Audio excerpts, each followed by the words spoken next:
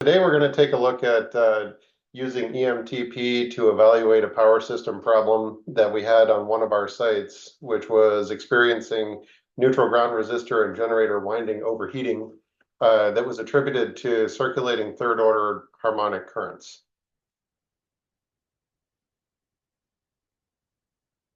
Okay. I'm Jesse Hoffman. I'm an electrical engineer and engineering manager here at Energy Systems Group. We are a design, build, and operations company that specializes in energy savings projects, renewable energy projects, and power generation. We work with a variety of clients across the United States, from federal to municipal to school systems, helping the clients decarbonize and transition to green energy. I've been working in the power industry for about 25 years, and I've been using EMTP for checking our power issues at our various sites since 2010. So I wanted to present you with a hopefully interesting case study of how EMTP can be used for troubleshooting issues in a power system.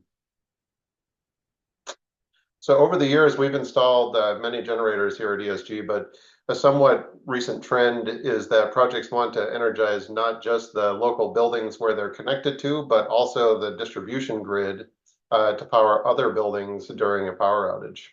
Essentially, that is called a microgrid.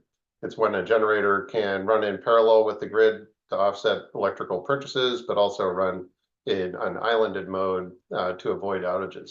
Lots of smaller generators connect right at the building level and essentially include a step-up transformer by default because that's the building service entrance transformer at the building. Other systems include a generator step-up transformer and connect directly to the distribution grid. And since transformers can prevent challenges due to their winding configuration, they can greatly impact the generator operation and the protective device strategy. Sometimes to avoid the cost of using a generator step-up transformer, large generators will connect directly to the distribution system without the use of any isolation transformer or GSU. This presentation evaluates a project that we had where we had problems with third order harmonic currents in a large microgrid, which directly connected turbine generators to a 12 kV distribution system that could feed the rest of a campus of buildings.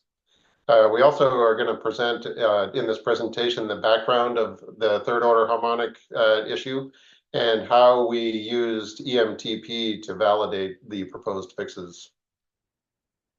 So by the end of this presentation, I am hoping that you can identify a few items that can really impact a project. Lots of issues really come about during a late stage of a design when we go after some value engineering dollars to basically save money. We take things out of the overall project, and the engineer a lot of times doesn't have time to dig into the specifics of these value engineering ideas. And then you move forward with it to save the money and later find out that there's something wrong. In this presentation, we're going to cover a high-level background of the source of the third order harmonics and when you would expect to see them, and then I'm going to cover really a brief history of this particular issue, including some really old papers that I found that kind of really cover this particular topic. And then ultimately, we're going to end with covering the different ways to mitigate this third order harmonic issue and a couple real life examples that we have on our projects here. So the question really is there a problem? We've had generators for years and years and years and never really, had problems, but all of a sudden in the last 10 years or whatever, we've had basically 5 microgrid projects that I'll show you on the next slide here that range from 1 to 14 megawatts.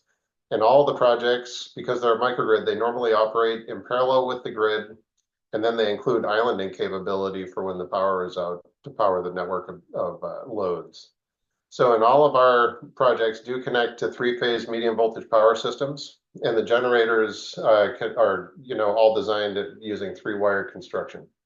In other words, no neutrals in our system. All the projects do have something in common, and that is that we found the flow of current in the star point of the generator during startup, which was unexpected in a lot of our cases here. So in some of the cases on this next slide, you're going to see that sometimes the generator would trip on unexpected neutral current, and then other times we would just have multiple alarms during operation. All of our projects on these that we're going to show on the next page here were designed by different engineers and installed by different or different construction companies. So if all the projects have similar issues, but none of the engineers had solid opinions on why this was happening or how to fix it, I figured this would be a good topic of discussion for a presentation here to hopefully help people moving forward avoid the same mistakes that we have found. So let's take a look. Skipped forward. Let's take a look at this slide here that shows kind of the 5 particular projects. So we've got 2 small projects that are here that are going to connect at the building level using a Y-grounded transformer. These particular generators were 2/3 pitch, and what we found on them was that we had to replace a transformer in one case because it was tripping on neutral current.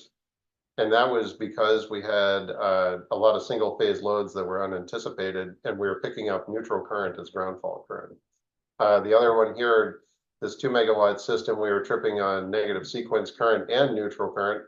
And then we basically had to work with the utility to redistribute their loads on the distribution system to more balance that overall system. So of course, on this particular project, the larger ones here, 11 megawatts and 14 megawatt systems. In these cases, they're relatively big combined heat and power plants. And the big difference here is that we were directly connecting a medium voltage generator to a medium voltage distribution grid. And we, of course, on these, were observing that we had a lot of neutral current flowing in the resistors, and that the resistors are running very hot, which I'll cover in just a second here. On these larger generators, you're going to find that they're 4/5 pitch, not 2/3 pitch, which we'll cover in this presentation. And we had finally attributed the cause of all that overheating of the neutral to third order harmonic currents. Now, in these cases, we didn't actually trip the generators off. We were just running in an alarm condition for both NGR temperature and generator temperature. So in one particular case, which is the subject of our presentation here, we had to increase the NGR ohms to fix our particular problem.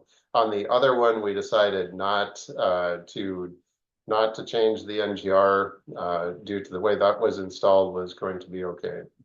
So on our particular project, which was the red one that was highlighted back there, it's an 11 megawatt combined heat and power microgrid, and it consisted of 2 5.6 megawatt combustion turbines. It normally will just operate in the grid, in parallel with the grid, offsetting the utility power, and it generates savings to pay for the overall installation of the power system. On this project, we connected directly to the 12470 grid. As a cost reduction measure, we got rid of the GSUs so that the generators were directly connected from the paralleling bus right up to the distribution bus. And that was to save a lot of money on putting in an isolation transformer there. Now, we found out after the fact that these were 4/5 pitch wound units, and then we'll talk a little bit more about that later. But as usual, on a big system like this, the generators were resistance grounded at 400 amps, and on an industrial power system, not uncommon to see the neutral grounding resistor of the main transformer set at 1,000 amps.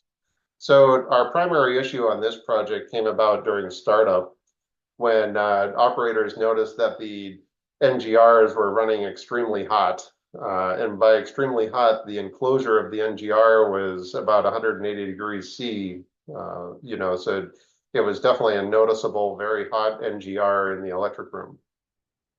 So it really did present a burning hazard from people walking around the electric room. And we also noted that during operation, even at part load, so first, of course, we run these generators at a lower megawatt output.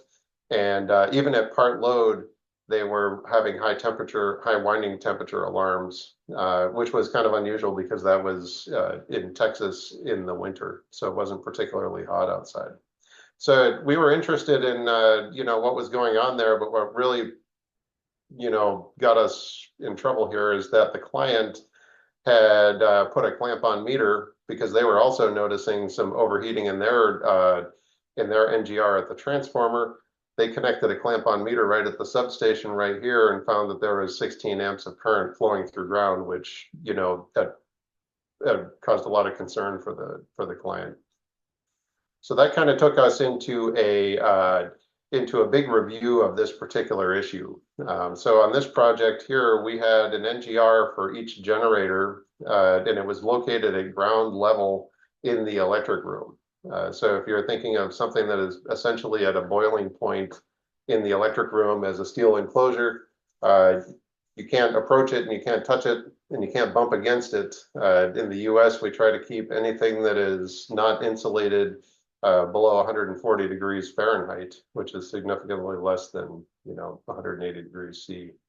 So we contemplated insulating the enclosure so people wouldn't bump against it and get burned.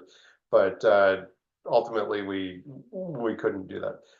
So we started to dive into the metering at the main substation and at our generators, and we were trying to correlate the neutral current that we were reading with the handheld meter to the neutral current in the protective relays. And we noticed that, we actually had 0 amps of neutral current when we read it with the 700G relay. But then we got to looking at the harmonic page of the relay metering, and we noticed that, we were looking at 1600% third order harmonic current in the neutral, and then all of our other tripling harmonics are super elevated. And then of course we had a 3.4% harmonic voltage at the third harmonic at our main substation. So, at the end of the day, this relay was never going to trip because it's programmed to trip on fundamental current on the neutral, and all we were going to do is overheat the units. So the generator temperatures were higher than they should be. The neutral grounding resistor was like super duper hot, and we had all this current. So we really had to dive into what is causing of the third order harmonic currents here. So as a quick review, I was wondering if this is kind of a new problem and we kind of missed the boat here. So at the end of the day, we had some deep dives into the IEEE papers and textbooks, and generally speaking, I would say it's hard to find a lot of discussion on this particular topic in textbooks. So we found lots of relevant papers from IEEE, and then I started tracing back through all of the paper references to confirm what we were really seeing here.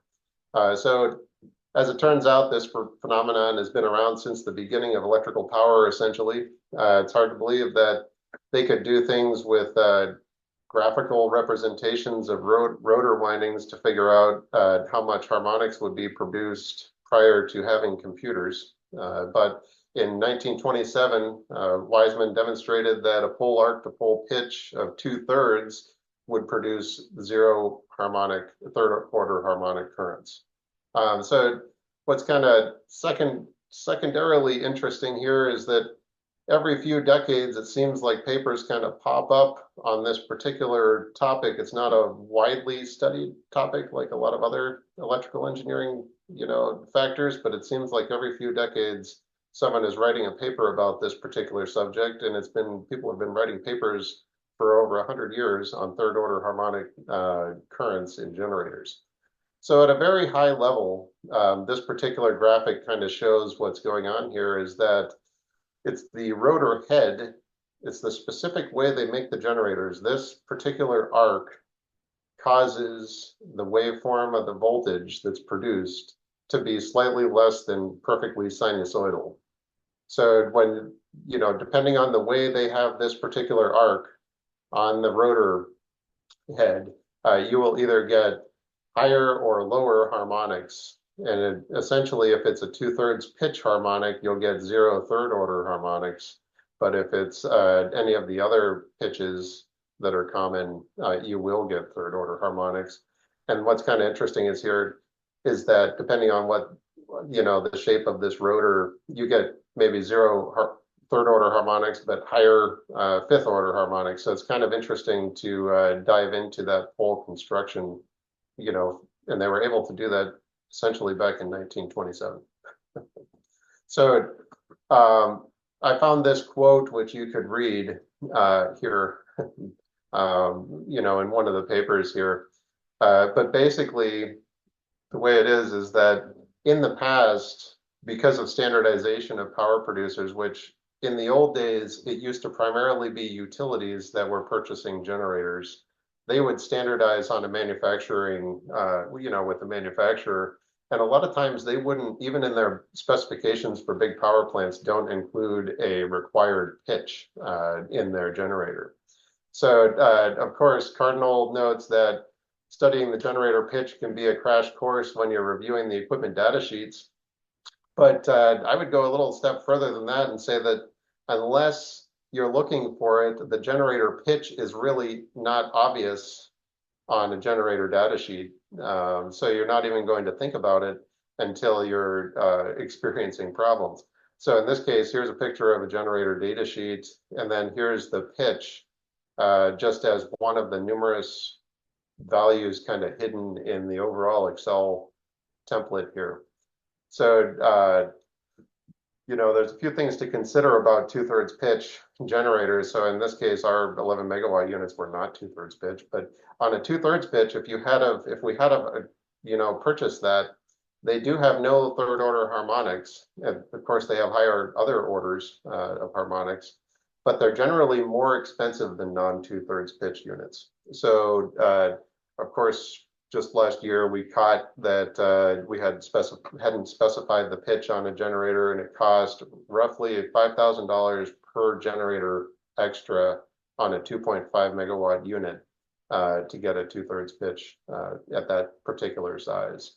So the downside is that above 2.5 megawatts, you really are not going to practically get a 2/3 pitch unit. They just don't make them 2/3 pitch too much above 2.5 megawatts. So there's other ways that you have to deal with the harmonics issue.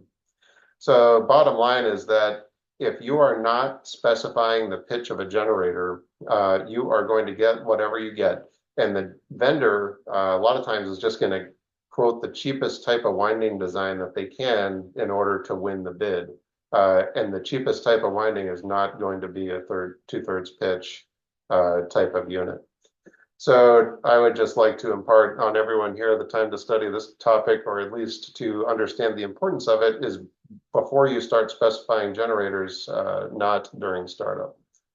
So now that we know that the whole issue comes down to the windings, we want to see kind of how do these circulating currents flow in the system.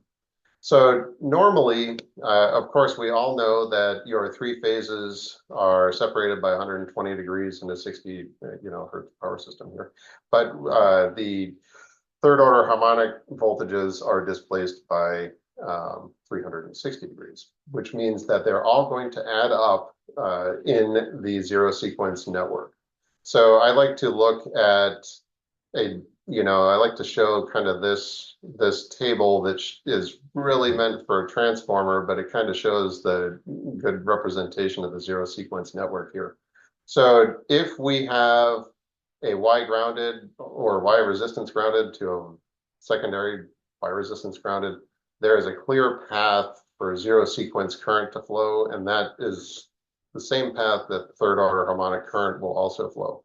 As soon as we break we need at least one break in that particular zero sequence network to stop the flow of both, ground fault current or third order harmonics from flowing through. So you could think of this side as the generator and this side as the transformer, or you could think of it as primary and secondary on transformer.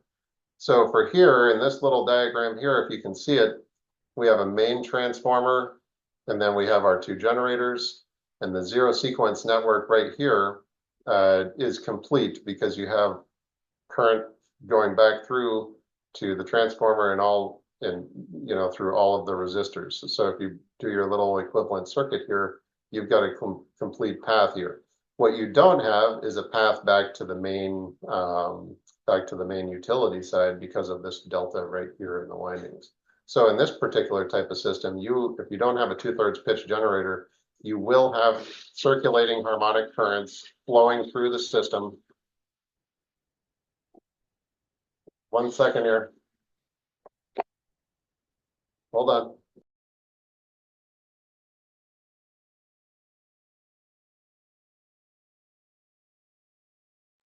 Okay, sorry about that. Some background noise. Okay, so let's take a look here. So the case for doing nothing. What if we did nothing in this particular case? You'll remember that on the first table that we showed you here, we decided to live with this issue on one of the projects. And why we were able to decide to do that is that IEEE 32 allows for a really hot NGR. So a steady state on the NGR can operate at a super high temperature and not actually violate the design limits of that NGR. The problem is that you would never be able to have that NGR in an electric room because people could touch it. It's like way too hot. You're going to start hurting people.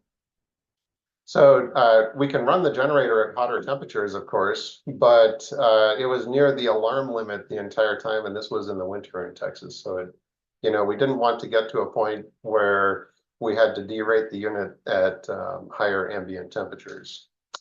So it's kind of interesting that we measured ground current. This is an interesting fact here. So on our little meter here, we were able to measure ground current in the NGR, and why we were able to do that is this is a true RMS clamp-on meter. We had other guys go out there with just a cheaper clamp-on meter, and we basically found that it was showing 0 amps because if you have a cheaper meter that is only measuring 60 hertz fundamental frequency, it isn't going to read all the rest of the current that is in harmonics, and it showed the one that we had, the cheaper one, was showing 0 amps. So that created some confusion there. So the ultimate deciding factor was really that the client really could not live with just having this 16 to 30 amps of current flowing through their NGRs, and we couldn't live with the fact that the NGRs were so hot. So as you can see from the picture here, we made a pretty comprehensive model, maybe abbreviated compared to some of the earlier presentations today of the power system.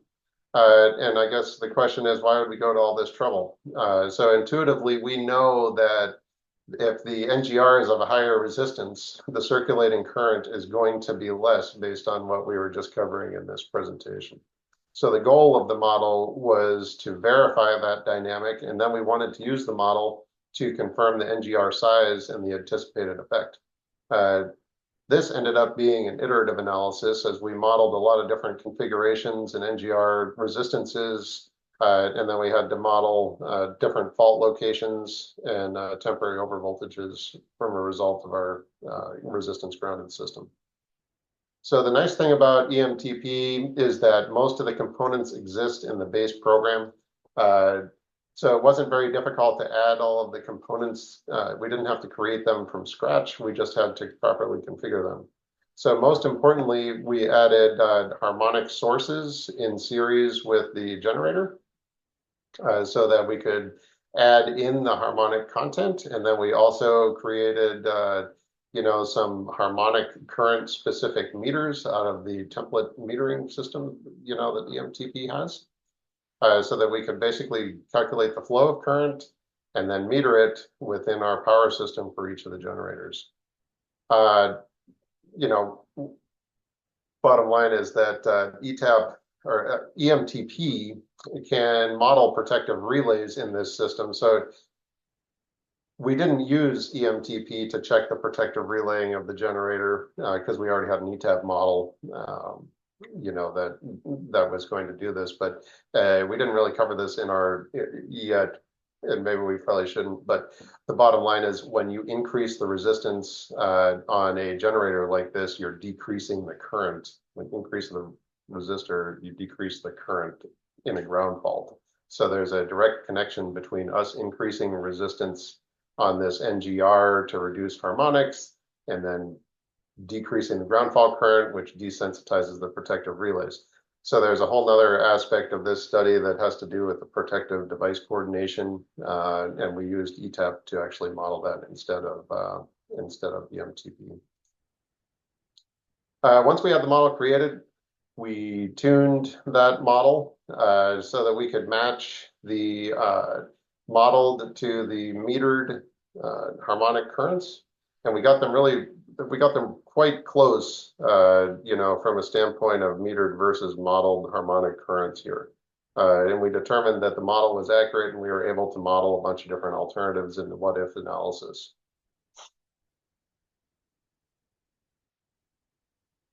So now that we have the comprehensive model of the power system, we can do all sorts of cool calculations, but we could go down a bunch of different paths and do all sorts of analysis. But what we wanted to do first was evaluate the design intent of the system to make sure we weren't doing things that were going to jeopardize, the overall intent. So of course, we know we need to run in parallel with the utility and in island mode. And it has to work the same when we are in a ground fault condition, and then also when there is no fault. So the big portion here is what I was just mentioning about the resistance of the NGRs in a resistance grounded system. We didn't want to have to change all of the protective relays and their settings for one mode versus the other. So in this case, we had 1,000 amps of current for our ground fault protection, and then 400 per each generator coming this way. So in island mode, there'd be at 800 total amps of ground fault current, and then over here there'd be 1,000. So we had to figure a way of not impacting the overall protective device strategy when there's a fault on the medium voltage distribution system.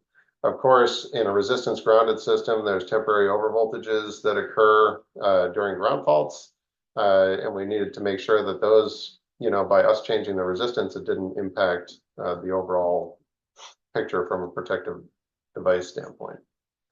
So some of the alternatives that got thrown out there essentially was, the first idea was, well, maybe we should just replace the generators. But of course, that's, so expensive and would be so invasive that was kind of off the table. I didn't even list that on this list. But, we had an idea.